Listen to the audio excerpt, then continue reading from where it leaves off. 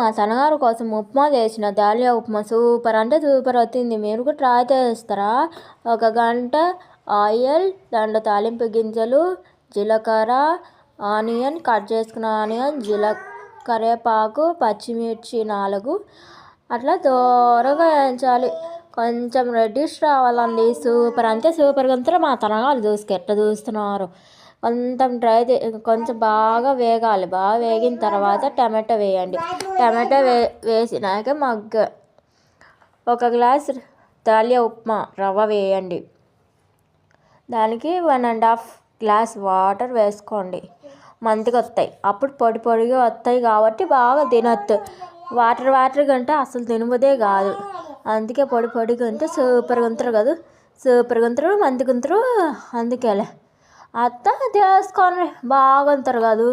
Bye bye.